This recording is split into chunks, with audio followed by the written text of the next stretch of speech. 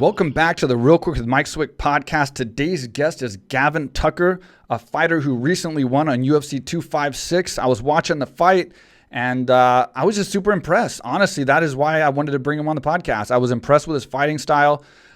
He came in against Quarantillo, who was supposed to win the fight. Was riding a huge win streak, won 13 of his last 14 fights. He was bigger, longer. And Gavin just did an excellent job shutting him down. Great pressure, great momentum. So I did a little research on Gavin to try to find out more about him and just found some interesting things. And I wanted to just bring him on here. And, I think he's on the rise. I think he's a guy that's going to have some big fights coming up and move up in the rankings. So I thought it'd be a great time to catch him right now at this moment and bring him on and pick his brain a little bit and get to know him a little bit better. All right, Gavin, welcome to the show.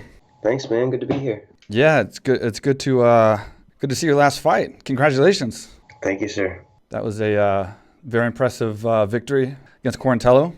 Yeah, pretty tough guy. We put a lot of prep in. That fight was scheduled. That was the third time. Oh, so really? We had a long drawn out camp. Yeah, in the first one, COVID hit, so I couldn't cross the border to get to the States to get the fight going. And he ended up with a short notice opponent. And then the second time he actually got COVID. So the third one, we were just fingers crossed that it was gonna see itself through. Yeah, man, and it did. I was super impressed, brother. Like, the James fight, you had some, you got caught a couple times, recovered really well. But you showed such good pressure, such good technique in that fight. Even though you got caught almost by you got dropped and then you got caught with that submission, but you escaped.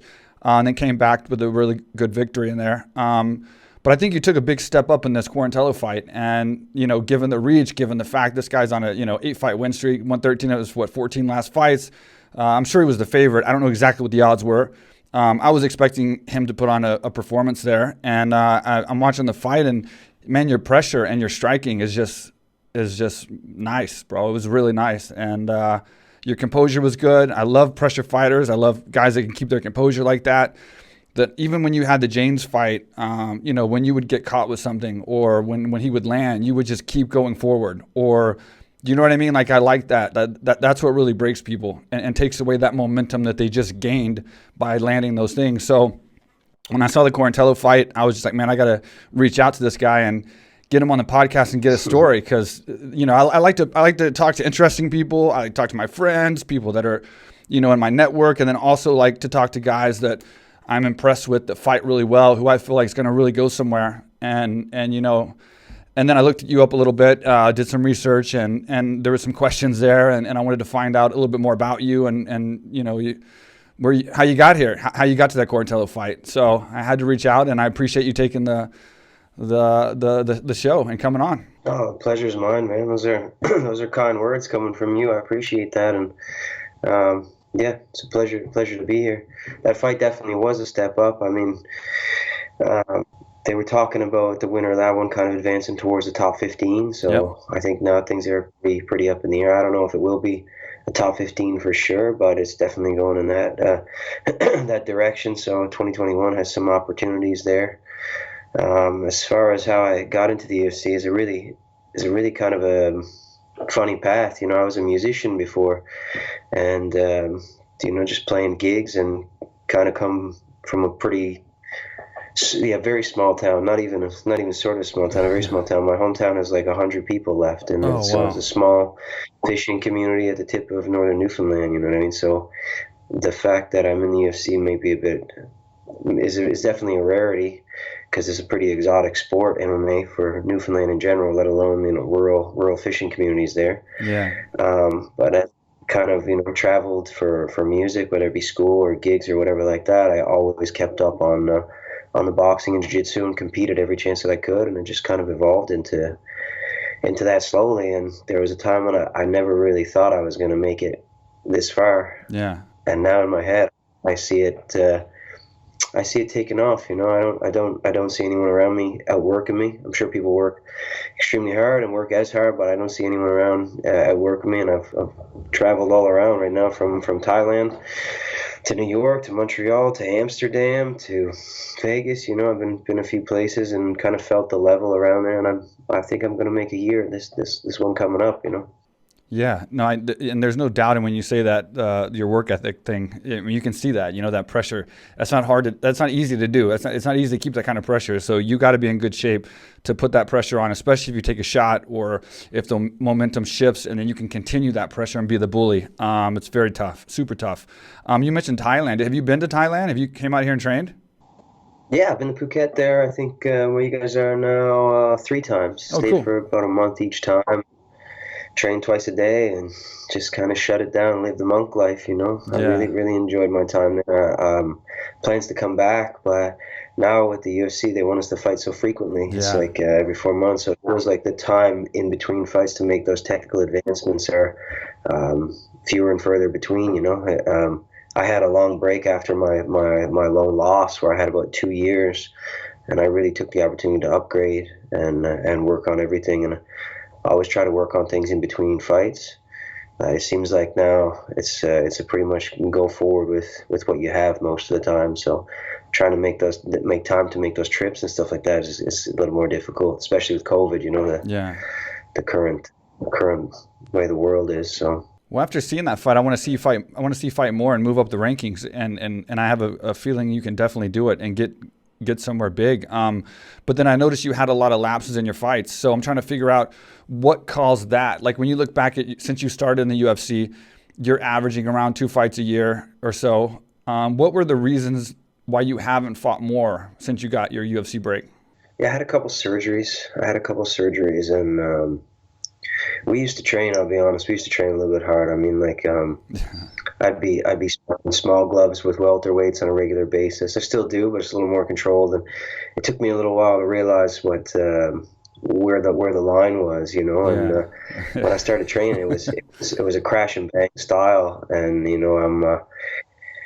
I don't have a lot of fights, but those miles they get on you just from being in Yeah. the gym, and culture kind of breeds how you train. You don't really question it when it's all you know. So my introduction to fighting comes from more like the culture around here is very boxing influenced. There's a lot of pro boxers here Yeah. I can in see that. Halifax, and a big boxing culture is kind of quiet. I mean, we got guys here living in Halifax or have lived in Halifax that have fought Muhammad Ali, fought Triple G. Yeah. Not a lot of names people remember because they remember the winners of these Right. fights, Right. Right. obviously the big names, but massive boxing culture here. Olympians, Olympic coaches, and stuff like that. So in boxing, when you go to spar, it's pretty much exclusively hard rounds. Yeah. You get in there and you're crashing and banging these kids that you come up through. They have no respect for these amateurs. It's not like you're going to get. They don't care about your name. They don't care if you're in the UFC or you're an MMA fighter. In fact, if they find out you're an MMA fighter, they want to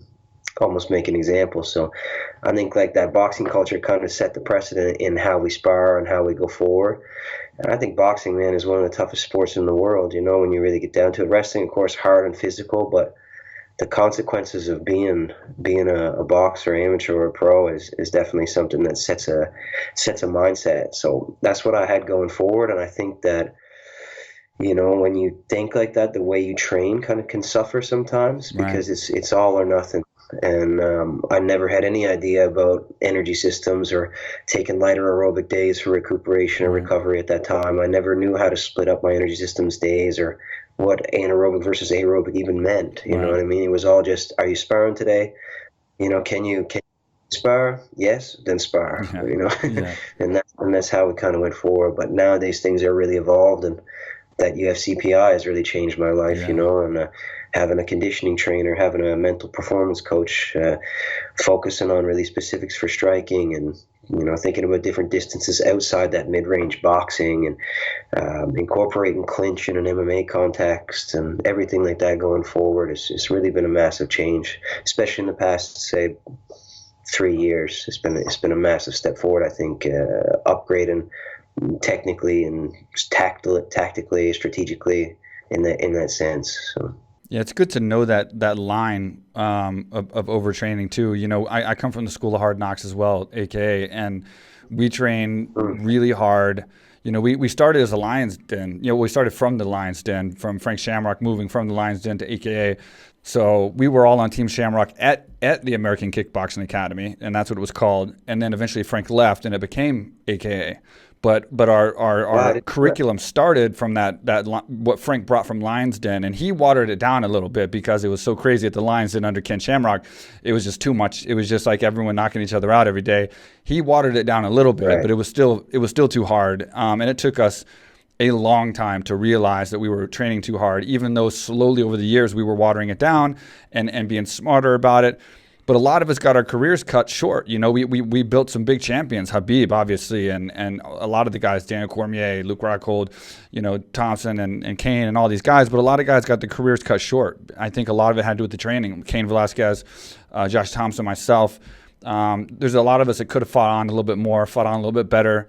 Yeah, we got good because we're fighting every day. But I'd say that the majority of our injuries and wear and tear was the gym. I mean, it was not our fights, you know, and like it took us a while to get, you know, we were passing fights up and having to, you know, back out of fights and getting injured and having to take time off. And it took a while to figure it out. So I know what you mean by that. And it's a smart way to go. And I think now we have a fine-tuned curriculum that's really good that we use here in Thailand as well as San Jose, obviously. But I know exactly what you're talking about. And there is that fine line. You probably deal with it too, but for me, it's like that you get that fighter's guilt, right? So like you want to be the best and you want to out-train your opponent. And so you're always thinking your opponent's training harder than you. And so you don't want to go light. You know, you don't want to take that day off. You don't want to go a little bit less hard one of those days because you assume your opponent's going harder and you're going to lose the fight because you took that time off. It's like, I don't know if you have the same thing, but that's what I would get, that kind of guilt feeling if I took an easy day or took a day off or whatever.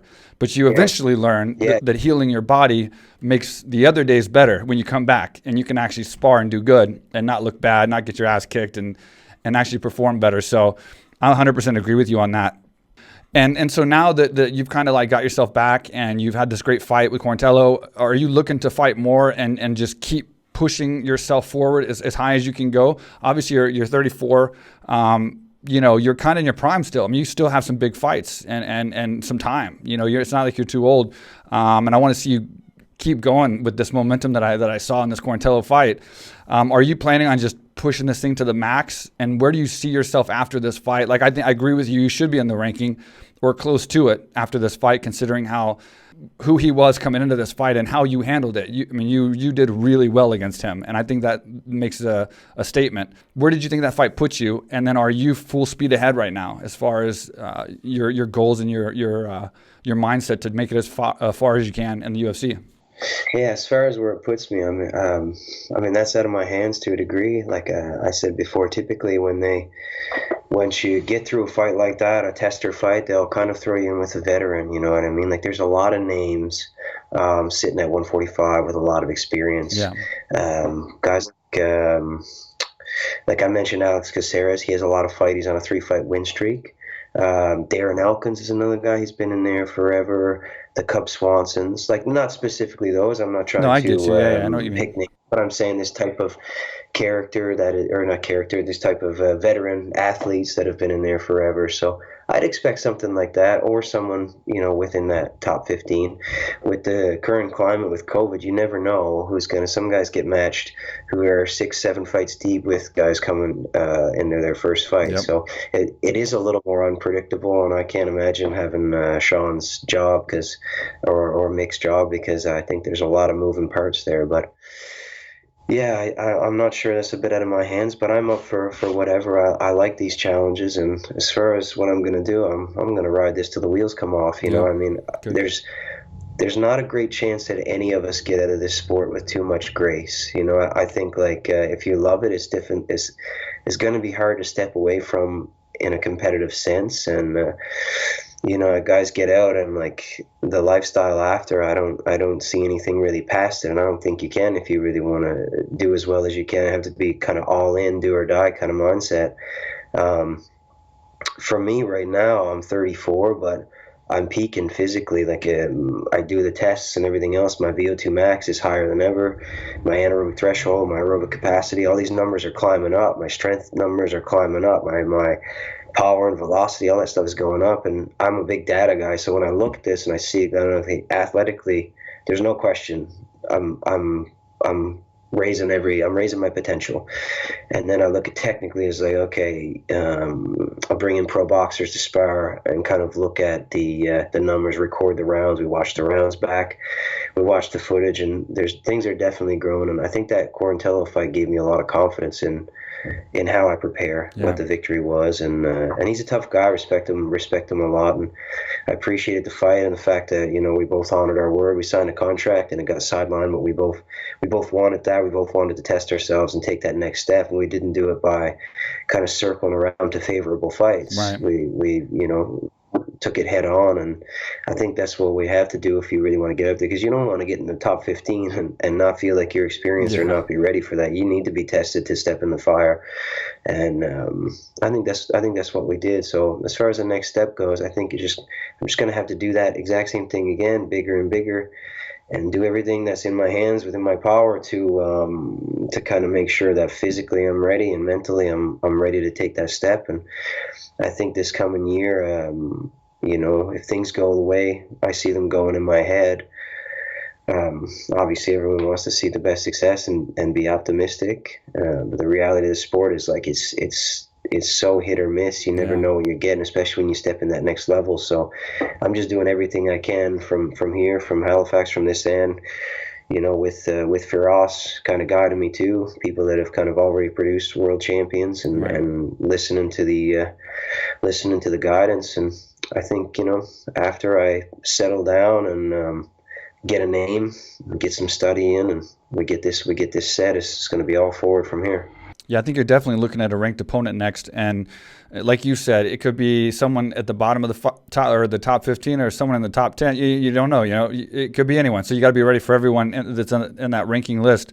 And I'll agree with you also on the harder thing to do as far as the rankings go. The one thing harder than getting into the top 15 is getting back into the top 15. So like what you said, you don't want to get there and not be prepared, and then lose a fight and then get knocked back down, because you're going to have a hard struggle to get back in there once you break that ranking and then you fall back. So, but from what I'm seeing, man, I just see the sky is the limit for you, and that's why I obviously wanted you on the podcast. And I saw a lot of talent in Calvin Kattar, and brought him on, and he was obviously ranked, but I just saw star potential with him. And a few months later, he comes back on. He's got the Holloway fight. It's like big things are happening for him as well. So maybe I just can pick him, and so hopefully that's the case here. And with this COVID and the new guidelines, obviously you fought twice, I think, in this situation, right? Like 2 times in this new COVID sort of bubble. Were both the James fight, was that in Vegas too? Yeah. Okay, so 2 times in Vegas. So what do you think about that as far as like how has this changed for you? Because I mean, it seems like you were kind of inactive a little bit, but now you fought twice, 2020 already. You're dealing with the hardest kind of situation, and so that's not slowing you down. And so you're obviously your momentum is going again. How does it affect you to prepare for the fights, and then for actually going and fighting them during this COVID and with these guidelines, no audience, quarantines, and things like that?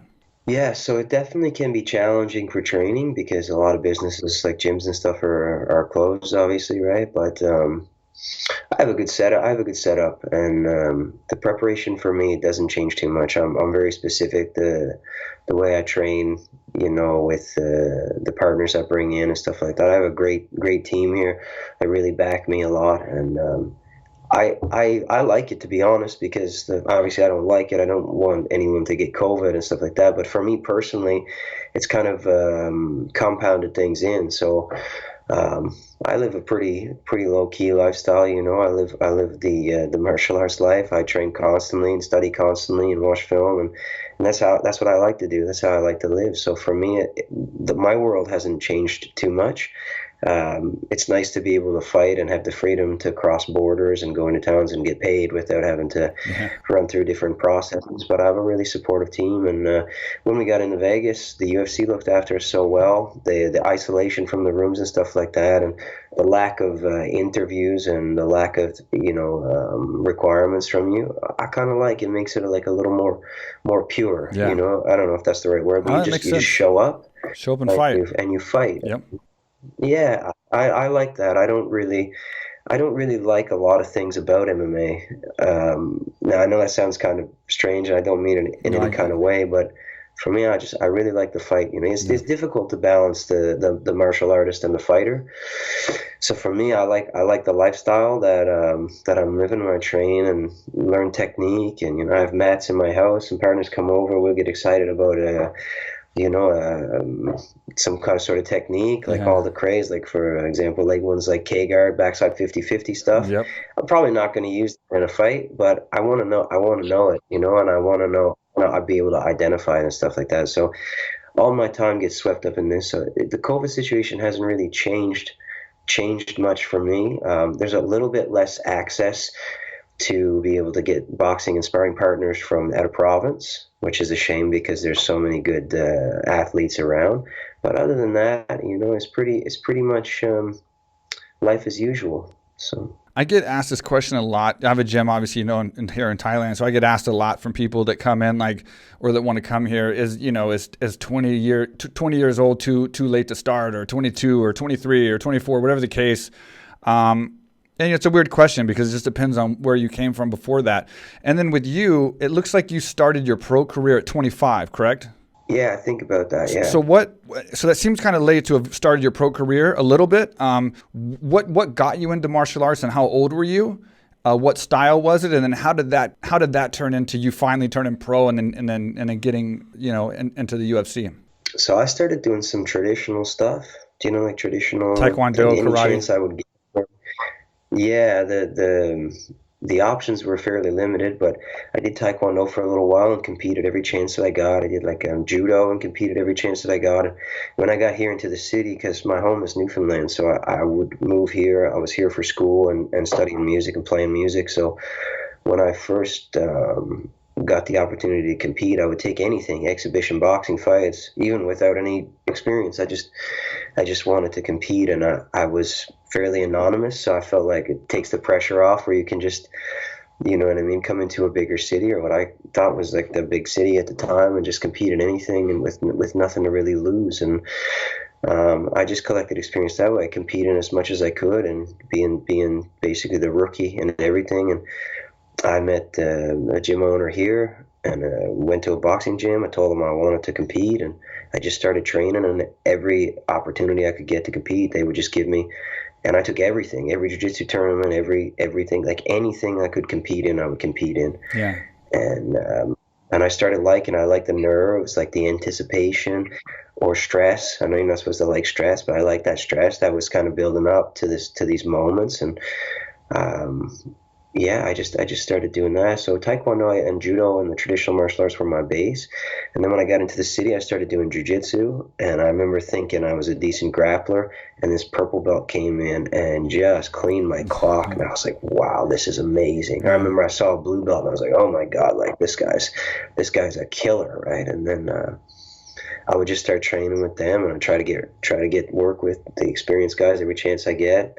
A lot of pro boxers here. I would get in, get rounds, and get absolutely cooked, and keep coming back. Probably again over sparring, but I just really loved it, and I loved the idea of it. Even if I never competed ever again, I would show up to gyms and get these rounds and get this work in. That's what I was really enjoying at the time. So yeah. It just stemmed from that. And when I got my first pro fight, I fought a pretty tough guy and won the fight. And I was like, wow, this is fun and unexpected. And I don't even know if I enjoyed it because, again, the anticipation and the stress was so much. But you put so much on yourself that then once the event is over, it's like a weight lifted. Yeah. And I think that is better than actually liking it, that you put that on yourself and then you remove it, and that little bit of relativity to, like I said a little while ago to my friends, we're lucky to be able to fight because we choose to and not because we have to. Right. There's so many people in the world that are like in bad places that have no choice, and I get to make this decision on my own, so I feel grateful for that. I'm lucky, and now I'm doing it in the UFC, getting some money in the piggy bank and boxing with my friends. I mean, I couldn't ask for more. I couldn't ask for better. So my start kind of came from pure enjoyment. Do you remember the time frame for you? Like around what age you were when you started in that Taekwondo and traditional martial arts, or was it just? Yeah, I was in my late teens, maybe early 20s. I mean, I just Okay, so you did start late, is what I was getting at. yeah, definitely started late, but I was always athletic. I was doing that, but I mean, I was a young kid, and I was drinking and doing other stuff, doing everything you're not supposed to be doing, or Yeah. you're typically supposed to be doing when Yeah. you're that age. And I remember being up all night and just going to Taekwondo tournaments the next morning and I'm competing wondering with how no you did sleep it. and yeah, all that stuff, and just like basically no direction. You know that saying, Yeah. if you don't know where you're going, any road will take Right. you there. That was me. That was me in a person. So I have a lot more direction nowadays. There's a lot of guys, man, that found the direction with martial arts from all different backgrounds. And then when you started fighting pro, obviously it's kind of like the same story with me, man. Like I was in the old school days, so like fighting pro is the same kind of thing with me. When I started out, it was kind of like, what the hell am I doing? That was a big question when I was walking out to fight a guy. But yeah, I've said this before, like cut off jeans and like a mullet and like and wondering like what the fuck I was doing in my life. But it's fun. You win and you're like, shit, this is pretty cool. And you keep going. And then next thing you know, you're fighting bigger fights, bigger opponents. What was it like? Well, what was your break? Like what happened that caused you to get in the UFC? And how did that go down? And what did that mean for you? Like at that point, how much was your goal to be in the UFC and to be a champion and kind of like be somebody and be famous and have success? So what caused it? And then how did you feel when that finally happened? When you finally knew you were going to get a UFC fight? So I came off a fight. I won, I think it was 37 or 30 something seconds. I won the fight with a head kick. And then my manager at the time called me and said, we got in. And not only did you get in, but they're bringing a UFC card to Halifax, and you're going to be fighting there. And that was a bit of a shocker, because he called me late at night. He didn't even let me sleep, so I was up all night, and I was like, oh my God, what's going to happen? And they offered me a fight, and when I looked at who it was Sam Cecilia, this guy who has had like 12 in the UFC, who was an absolute banger. You know what I mean? So to be honest, I was concerned. I was like, oh my God, this guy's a home run swinger, and my mom is going to be in the audience for the first time ever, and this is going to be a big thing. So I think that almost like fear drove me forward. I remember when the bell rang, I was like, well, it is what it is. You know what I mean? It's just what it is now, and whatever will be, will be. And I went out there and I had a really good performance that night. And I remember when the last bell rang and I looked at my corner and I was like, man, he barely hit me. And I was like, man, I think I'm good. I might be good. I love that. I love that conclusion. Oh shit. Okay. I'm here, and I clearly won that fight. And I remember looking around at the audience, and there was like, that was a moment where I was kind of like, I closed my eyes for a second and really took it in. Yeah. And I was like, wow, I actually did something here with this, and just out of pure love for martial arts, and that kind of propelled me forward. And after that moment, I was like thinking to myself, okay, we have to see how far this is going to go. Yeah. Are you balancing anything else right now? Like, are you balancing any other type of responsibilities or work or anything while you're trying to pursue this at this stage? Or are you full-time training all the time and fighting? Yeah, I'm full-time invested right now, which wasn't always the case. I mean, I definitely, well, if I'm being honest, lived in straight poverty for a little while. And, when I decided I was going to see it through, I made a decision, gave myself a timeline, and luckily that broke through before things went belly up. Yeah. So I definitely, I sold a lot of stuff and had very, very cheap rent, and maybe had a not so good diet that was more affordable, and all those other things that everyone has to go through if you want to get up and train twice a day and do all that stuff. But I'm in a real good spot right now, so I'm got a real supportive team around me. The only responsibility I really have is feeding my cat, and making sure I'm doing everything I can to feel like I'm giving myself the best chance at doing everything I can with the sport. All right, guys, I hope you're enjoying the podcast, but I got to thank our sponsors, our first being Manscaped, the official trimmer of the UFC, and now the official trimmer of the Real Quick with Mike Swick podcast, and yours truly. precision engineered tools for your family jewels. And now you can save 20%, get free shipping by going to manscaped.com, manscaped.com, and entering code QUICK at checkout. Manscaped is the only brand dedicated to below-the-waist grooming and hygiene products, and great news, they just released their products across Europe, Canada, and Australia. That's right. So if you're in Canada, Europe, or Australia, you can now get Manscaped delivered directly to your door, free shipping, 20% off using code QUICK, just as if you're living in the States. They are expanding. It is by far the best product for below-the-waist grooming on the market. It's a win-win. You use code QUICK. That lets them know that you're coming from the podcast, which supports the podcast. You get 20% off, free shipping. It's a win-win for everyone. And as always, this podcast is brought to you by AK Thailand, the world's premier luxury training resort here in Phuket, Thailand. You can go right now to akthailand.com and save 30% off on all group training. 1 week, a month, 3 months, 6 months, a year, however long you want to book, you save 30% right now. You can do it at akthailand.com, zero expiration date. So you can use it anytime in the future, 2021, 22, 23, whenever you want to come, still get the 30% discount. You're in our POS, and we can actually bring you in the country right now with a 3-month special visa. You do have to do a quarantine, but you can come now. So please email us at info@akthailand.com. We'll get you all the information that you need on how you can obtain this visa, answer any questions about the packages, how you can get the 30% discount in our all-inclusive and exclusive travel packages, and still save on the group training. So info@akthailand.com and akthailand.com. If you're not familiar with the gym, here's our commercial. What's up, everybody? I am here in Thailand. This is the first time I've ever been here. Been dying to come here for years. Mike Swick, he's one of the big reasons he's been trying to pull me down here. What he built down here, AKA Thailand, is incredible. There's people here from all over the world.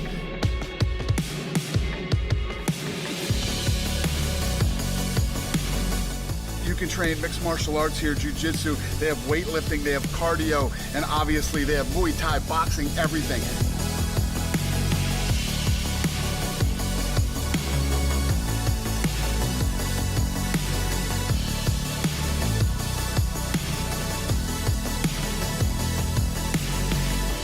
I'm telling you guys, I know everybody wants to go to Thailand because Thailand's so cool, but you can't come to Thailand without coming to AKA Thailand. Come on.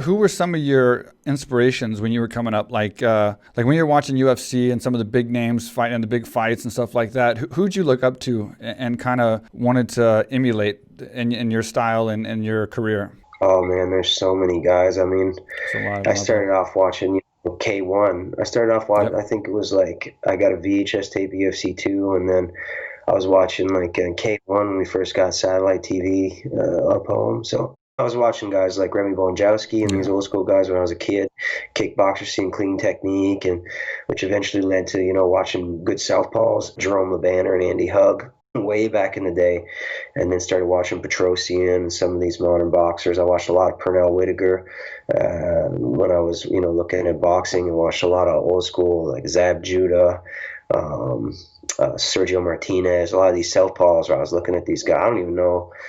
Like, I didn't know what I was looking at the time. It was just like, wow, these guys are cool, And then when I started watching MMA, seeing different styles, different southpaws, Lyoto Machida, watching that lead hand fight, I was like, man, this motherfucker's doing karate in the cage. This is crazy, And then looking at Tom Jones playing that open stance, and then seeing these guys coming in, controlling that distance like that, who were shorter guys. And TJ Dillashaw was a big influence when I started watching him moving his feet. And there's so many guys. And even now I'm looking, even guys in my weight class. I mean, I'm not going to say any names because I don't want them to know there's any admiration there. But there's a lot of modern guys right now I'm watching that I'm seeing. I'm like, wow, this guy's got good boxing or a really good jab or whatever. Some guys even that have been on your show, very impressive jab and stuff like this. So I'm looking at this and thinking, man, that'd be a good scrap. Or seeing guys be like, I'd like to train with this guy someday. Or but I think for me, looking back at different fights and things that come up through that first Dillashaw fight with Barao, when he came in massive underdog, and the way he took him out, I mean, that was that evoked a lot of emotion in me watching this guy come up through and just be like, fuck Vegas odds, fuck everything. He just came in and he just took over that fight and took out a really dominant champion at the time. I was emotional watching that. I was like, man, this is something else, you know, and doing it from southpaw styles and bleeding so many things together from so many different looks. And yeah, I think that was that was probably one of the most inspiring moments for sure. Well, he's coming back and next. Guys from, well, no, go ahead and finish what you were saying now. I was just going to say guys from AK, like Cain Velasquez too, and that whole crew that came through. Watching Cain just be an absolute mauler was pretty, he was killing. He was like the original fear inducer, like that thing that Khabib has where he's just like, you got to be concerned you're going to get just mauled to death. Cain is kind of like the guy that kind of invoked that concern too, so I liked him a lot too. Yeah, absolutely. And then Dillashaw's coming back next month. Where do you see him jumping into the division after this break? Man, I don't know. It's hard. I mean, it's a difficult look. He'll definitely be at the top. I mean, the question is, will he jump right back in, get a title shot, or have a nice #1 contender fight, or what? But it's going to be interesting to see him jump back in the mix now. With this is a lot of time off, man. I had 3 years off at one point, and it changes things. And he's had, I think, 2, right? Something like 2 years or something. So it's interesting to see how he's going to come back. And you came back 2015. That was your last. 2015 was the last fight, but before that, I blew my knee out, kind of in the prime of my career, and I had 910 days off, and I couldn't do anything. And then I just kept having problems with it. So it was 910 days off, and then I ended up fighting on UFC on Fox 4. Luckily, got a big win, but it changed things for sure, and the sport changed too. So that was something you had to adjust to as well. And I'm sure when he was in a sport before, and now as big as it is, and what they're doing, especially with the COVID and stuff, it's obviously changed. So it's interesting to see where he's going to how he's going to be when he comes back. I mean, he took a lot of flack for what happened, and there's a lot of negativity, and it affects people different ways. And he seems like somebody that's mentally strong, and he's obviously champion level fighter. So it's interesting to see where he's gonna be when he comes back, and how he's gonna return. Yeah, there's so much footage out there now too. Like when you look at anyone who's advancing seems to be having to watch film. There's a lot of film on him. So when you see the way this guy moves and stuff like that, he's lost a couple years, and I think he's also had shoulder surgery if I'm not mistaken. So he's had to have some serious time off, and that entire 2 years has not been training time and mat time. Right. So within that 2 years, it's been the majority of his time off. But he's a champion. I'm sure he's going to come back with that champion's mind and do what champions do. I mean, I'd love to see it. Like I said, he's one of the most more inspiring guys. Of course, that moment or that incident it definitely maybe tarnishes his image for some people and stuff like that. But I think he'll come back, get thrown right in the mix. There's talks about Jose Aldo fighting him. That would be an amazing fight, and a good polarizing stylistic contrast too when they're in there, because Aldo's got that I don't know what you call it, Brazilian Muay Thai style. I was calling, it's just like kind of stationary, flat foot banging, stalking forward. Yeah. Dillashaw's going to be, dribbling the basketball all around him. So I'd like to see that one. I think that'd be really good if he did come back. But who knows? He could go right into title contention immediately and get right back to his spot. I think the good thing about him, as far as that goes with what happened, is how he handled it was he came out and handled it the proper way, and then kind of put it behind him. Time heals. How many guys do you know at the top, champion level guys, that got caught for steroids or something, and now they fought multiple times since then, and you kind of don't even remember, like Anderson or something, and you're just like, you're talking about a legacy, you're talking about a legend, you're talking about certain things, and you're like, oh yeah, he got caught that time for steroids, where he did this. It's like, time heals, and I think the way he handled it is it's going to heal a lot faster. It's gonna be pushed behind if he comes back and starts winning fights again. And obviously not having any more problems. I think it's going to push things back a lot faster than some of these guys, I'm not going to say names, that sit and harp on it so much, and they try to fight it so much, and they're bitter, and they're putting all these articles out because they're mad about this person and that person, and that life is unfair. And then pretty soon it's like you can't think of nothing but the fact that this guy failed, and he's just miserable, and there's 50 articles about it. So I think he took the right route in that he handled it. He did, he admitted he got caught, or he got caught, whatever, and he just moved on. And then going back to the fights, you're lucky you guys got Fight Pass, man. Let me tell you, because And it's good for me having a podcast because I get to catch up on some of your guys' fights that I don't get to see or haven't seen before. But when we had fights, when they would give us a fight in the UFC back when I was coming up, they would actually give us DVD. So we would have to have like, they would tell us who we're fighting, and then we would have to wait for the DVDs to get mailed to our house. And they would mail us these white DVDs with our opponent's name on them. And it would say like, you know, for whatever purposes only. And then we would have to put the DVDs in to watch like the last 3 or 4 of our opponent's fights. And so, it's funny how things have changed so much. Like you can just pop on Fight Pass and watch every fight in the history of the UFC. And you can watch them in slow motion. And you can do anything. I have an app. You can slow it down and freeze frame it and make GIFs and send to your team and watch in slow motion. I'm grateful to have that kind of technology. The age of information is good in that way. You know, we can take these fights, slow it down, identify habits much more easily, hand position, defensive hand position, foot position. Like you can see everything when you can take a fight and look at it in slow motion, or go back through Fight Pass and see the fights pre-UFC, or go on YouTube and just bring stuff up. Yeah, we're lucky in that way. Yeah, you guys kind of went in and just had to make the adjustments on the fly, which I think has a different type of merit. Like the fighters that have done that can do that on the fly maybe a little better. You know, like boxers can make adjustments between rounds. Sometimes when you're in a 5-minute round, you only have 2 breaks, you know, between round 1 and 2 and 2 and 3, unless you're in a 5-round fight. But if you can't be the type of guy to make adjustments mid-round, you have to make those adjustments in between. And I think being able to study film and getting stuck to a plan, I think that's the duality of the situation. If you're all in on a plan and you practice that for months and you do that plan, if the plan doesn't work and you can't adapt and you can't improvise and you're stuck to that plan because that's what you are, what you train, I think that can be a negative in a lot of ways too. You're right. You see a lot of guys before they just train, they focus on themselves, and they just went through and made the adaptations and made the adjustments in the fight. And I think that has its own merit, you know? Yeah, and the thing is, luckily I had all my DVDs. Obviously, I always wanted to see my own fights. So when I would fight, like 2 months after maybe or so, the DVD would come out and I'd get the DVD. So at least I had my own fights. And for me, this may sound weird, but I watched myself fight more than I watched my opponents that I was fighting. I would obviously break down my opponents with my coaches and break down the what I would call the unchangeable variables, the things that definitely wouldn't change between their last 3 fights or 4 fights, that they didn't really change that much. And then I'd see the kind of things that they did change and kind of sort of use some kind of like algorithm, I guess, to figure out what I thought they would do. But I would watch my own fights the most and break down my own fights, like figure out how I would beat myself, what I would do if I was fighting myself, because that's what my opponent's probably doing, is studying fights of me. And I made plenty of mistakes. Yeah. And if I don't watch my own fights, I'm not going to see them. I'm going to be on this like, I got the knockout. I'm great. I don't need to worry about anything. But in reality, I made a ton of mistakes in that fight. I did a lot of things that were bad. And for some reason, for me, I just always watched a lot of my own fights and tried to fix my problems going into fights and do things different than I did in my previous fights.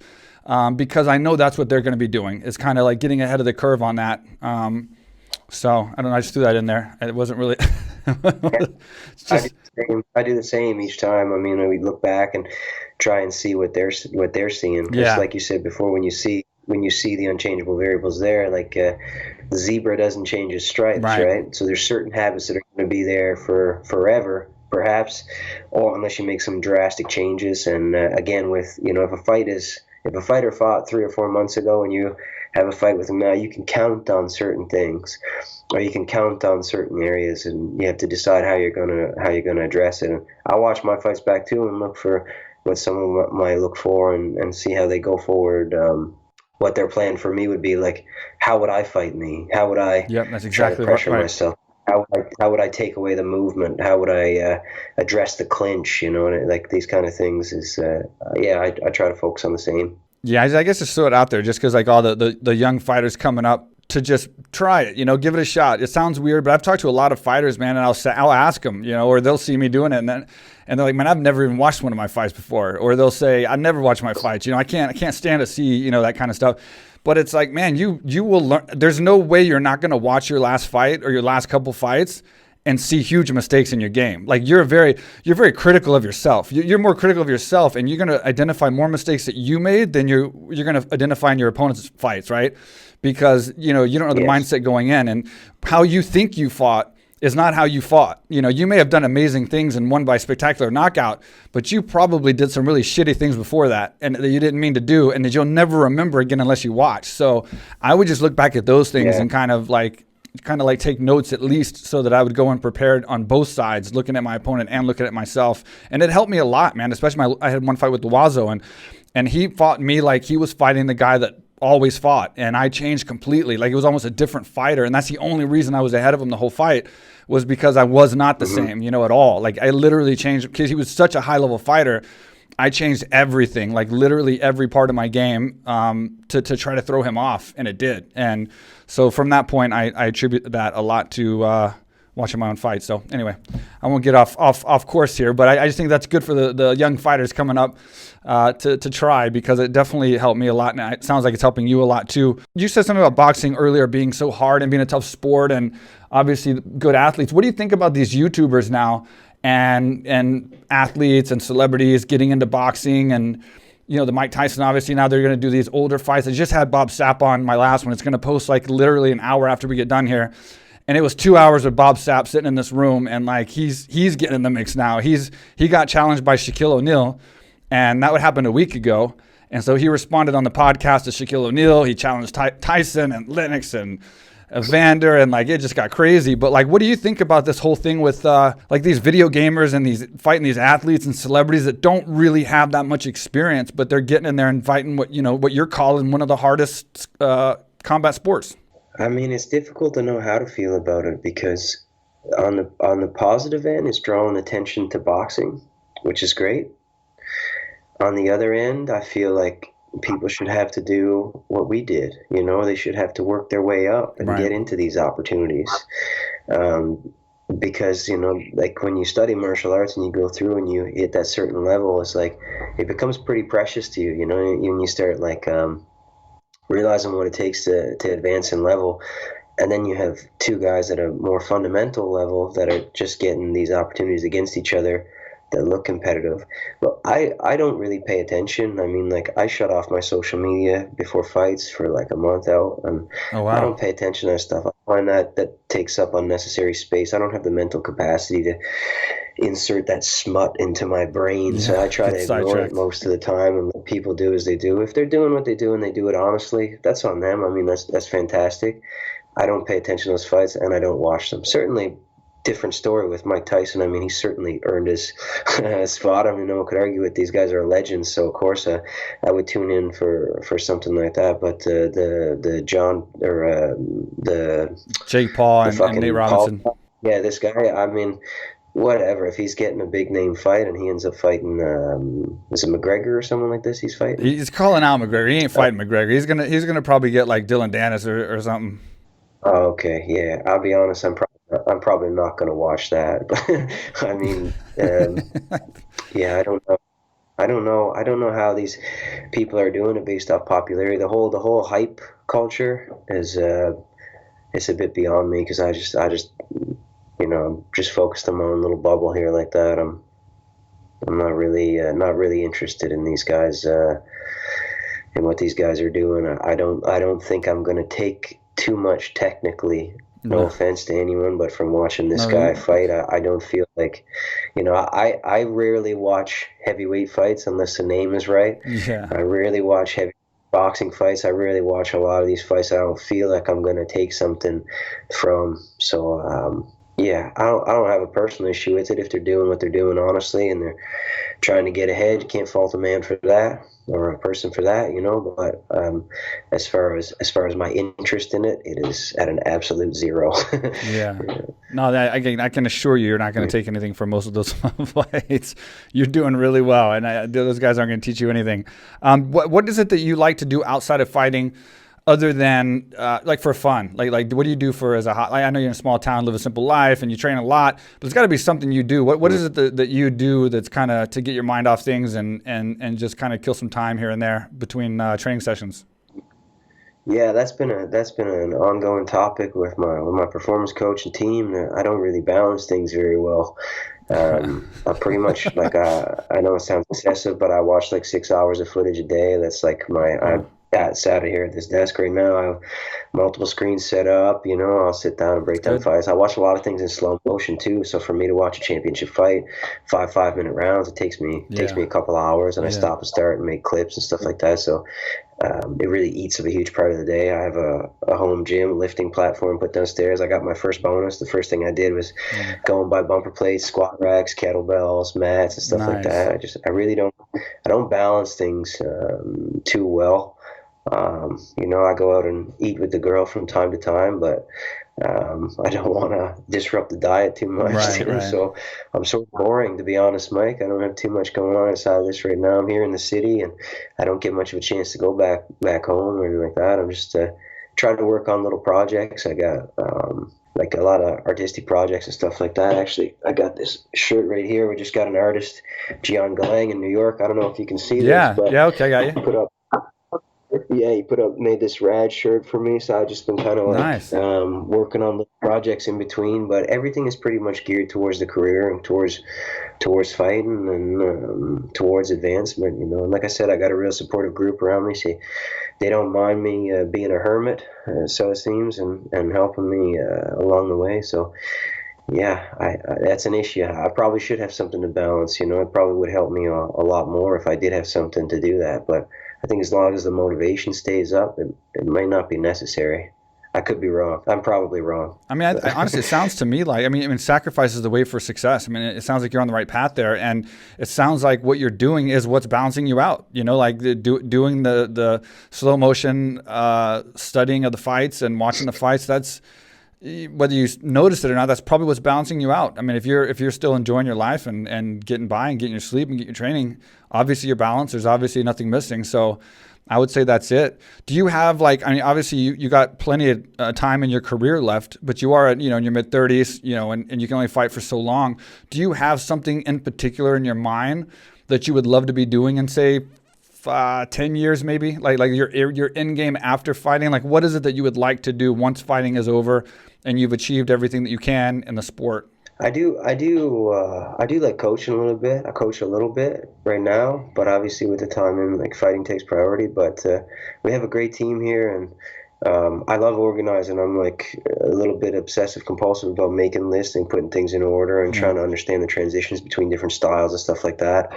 So I do like coaching, and I think there's a ton of potential here. A lot of small town guys with great athletic genetics that are, I'm just waiting for someone to kind of spoon feed some good knowledge in them. And I think it would be great if I could have a young kid starting at an early age, and maybe what took me 10 years to nail down, I could hand off to them in a couple months and watch them advance much faster, and not have to go through the travel and go through the lumps and bumps to kind of figure out the same thing. So that's something I consider a lot, maybe going through that. I mean, Renzo Gracie gave me my black belt, I think it was maybe a year ago now too. So teaching jiu-jitsu could be in the future. I really do love jiu-jitsu, and even though I don't have much of an affinity for the gi anymore, I do see myself, maybe teaching some jiu-jitsu and running some kickboxing and stuff like that. I think that could be a future if I could do it. But the problem with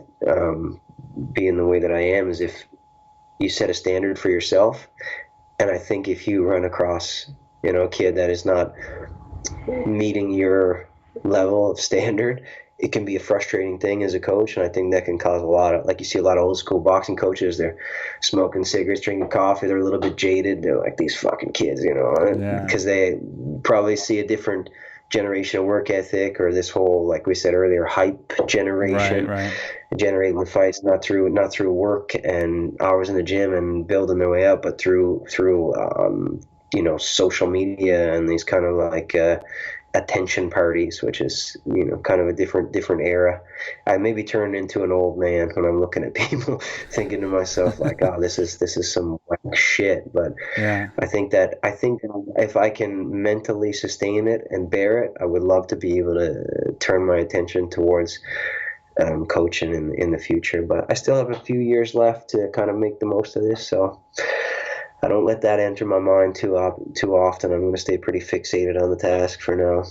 Cool, man. That sounds good. And I've been asking a lot of my guests this. So I'm going to do a compilation probably before the fight happens. What is your take on the Conor McGregor Dustin Poirier fight? Like, how do you see this fight going this time around? I like them both, man.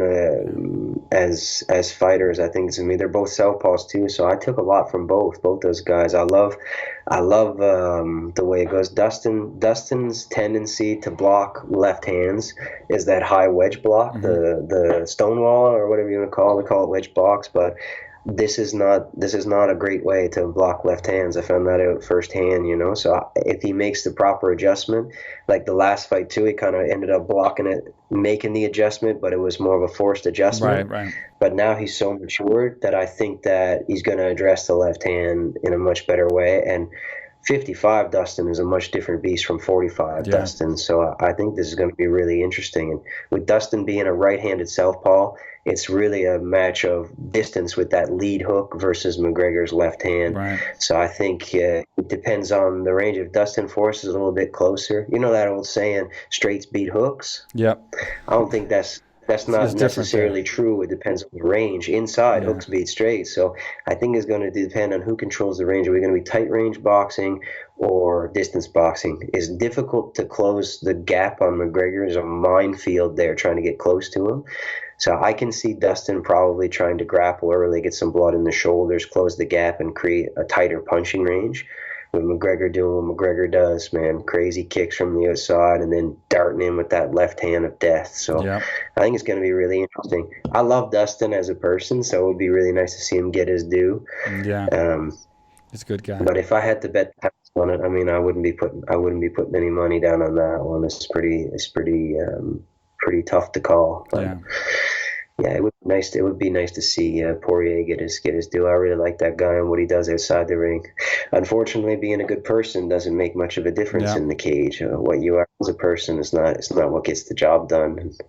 That's just the way it is. Yeah, no, I agree with you. And then this might be a silly question for you, but are you like with Kevin Holland, fighting 5 times 2020? You got Hamzat fighting so many times. These guys that are winning, like you are now, this year, they seem to be getting these opportunities. I mean, there's a fight every weekend now, and so there's a lot of fights they're cramming into these. They're filling these cards and they're cramming these fight cards on. Are you ready to go? Like, are you ready to just do as many as you possibly can? Are you trying to stay ready for that and try to get as many as you can so you can climb the ranks a little bit faster? Yeah, I mean, I would love to. Again, the body has to agree. Like, well, I'll tell you, between us, I didn't say anything about this, but I broke my hand 4.5 weeks out from this fight that just happened. I fractured my. You mean like between us and the world on the podcast, or you mean like, do I gotta cut this out? Yeah. I got so caught up in this conversation, it feels like we're just talking. But yeah, between us and the world now, I guess. It's okay. I can leave it in. Fractured my trapezoid. I was in a cast for a week making adjustments for this fight, and I didn't want to make any excuse. I never even brought it up or said anything. I spent a week in the cast. I worked around it, and then I cut the cast off myself, and I wrapped that sucker up as best I could. And I didn't throw my left hand till about maybe 2 weeks out from that fight. So I lost a couple weeks of throwing my left hand. But you work around it. You don't forget how to fist fight. So do what we can, make adjustments. I had a great strength and conditioning coach who made sure that all the motor units were still going to fire, the muscles were still going to fire as usual. So I would like to fight as frequently as possible without sacrificing my opportunities to win. Right. You certainly don't want to do that too often, and it has to feel right. So, I've hurt my ribs and gone into fights and stuff like that too. Where you're like, no, I think I can get through it. You have to ask yourself, can you do it? Can you go? And if you can, you go. And if you need some time to heal, coming off a win and you can afford that time, I think that's a good way to play it. But being busy is almost like its own upgrade. You can have all the technique in the world, but if you don't apply it and get that action in, that's what really gets the comfort in. And I'll be honest, I've only really found that familiarity, that comfort in this fight that just passed, where I started to settle in, not relaxing, but starting to feel more confident there in the cage and feeling like, okay, I know what this is. This familiar feeling. You know what the forearms hammers feel like when they bounce off your forearms. It doesn't set the same panic. I'm used to what the fight's going to be, and what a guy's feeling like in there. Because when the lights hit and you start feeling that UFC canvas and the cage, you're moving around looking at it. It's a real surreal moment, and you can get kind of caught up in it, especially if you start talking to yourself in there. You're like, oh, are you getting tired? Or, oh, that was a hard overhand. You just cut off the forearms. You don't want that to lay. You don't want to start talking to yourself and stuff like that. You just want to fight. So for me, it's being analytical is a double-edged sword. You kind of want to go on autopilot to a degree and let the training take over, but you do need the presence of mind to make adjustments. And it is different from boxing because you also have shins flying at you and takedown opportunities and elbows and everything else. So making adjustments is not the same. 5-minute rounds is not the same as a 3-minute round if you're in box trying to make adjustments and being able to take rounds off or take moments off and stuff like that. In MMA, you're on for the whole 5. So this last fight, I just started feeling that comfort. So I think that's going to make a big difference going forward. And let me ask you real fast, 'cause I missed it when you first said it. The broken hand, was that before this last fight? Yeah, it was about 4.5 weeks out. It wasn't broken. I'm not gonna make it more dramatic than it was. It was a fracture. I mean, that's still casted just up. Bad sometimes. Couldn't grip 100%. So couldn't fight hands super well or get the waist lock super well. But in the fight, it was good. So no shame in that, man. Sorry, say again? I said, no shame in that, man. Like, you won the fight. You did good. You just can't complain about injuries if you lose the fight in this sport. That's the unfortunate thing. You go out there and you have everything going against you. You got a divorce, and then you got a broken, this, and your MCLs are like torn, and you lose a fight. You got to just be like, okay, I did my best, guys. I'll see you later. And you got to just take it. You won the fight, so more power to you for going out there and fighting like that. And no shame in saying what happened during your camp. Same thing with Habib.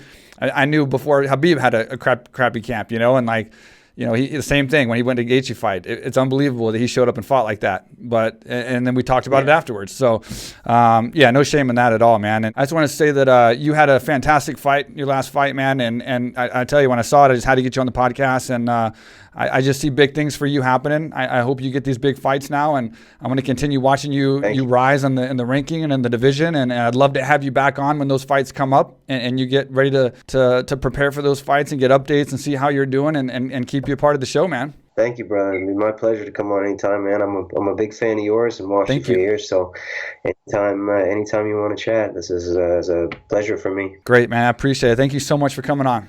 My pleasure. Thank you. All right, Gavin Tucker. Great to have him on the show.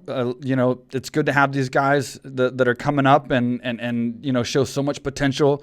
I truly think he's going to be a force in this division, and I want to grow with him. So when I saw him fight, I'm like, I got to get him on the show now and talk to him now and get to know him and get to hear his story and how he got to this place, because I think where he's going is up, and I want to keep a relationship with him and keep getting him back on the show as he's going up, and then just continue this relationship. So I think we accomplished that. I think we got to talk about some really cool stuff, and he's definitely doing what he needs to do. I mean, he's working hard.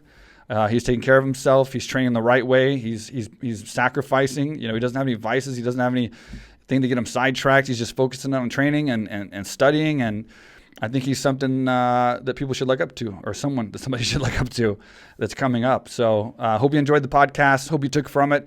Please leave a comment on YouTube. Let us know what you think. If you haven't watched Bob Sapp podcast, that's going to be posted as of right now, which was like 2 days ago by the time this shows. So check that one out. It'll be on the very end screen here when this one's over. That was a crazy podcast. If you didn't catch it, absolutely crazy. Bob the Beast Sapp, the first superstar of MMA, and now things are coming full circle with him and these new celebrity entertaining boxing matches that have just started. So great podcast, 2 straight hours with the Beast, face-to-face in studio. Catch that one. All the luck to Gavin. Thank you guys for watching. Thanks for all the support, and we'll see you next time. Real quick with Mike Swick.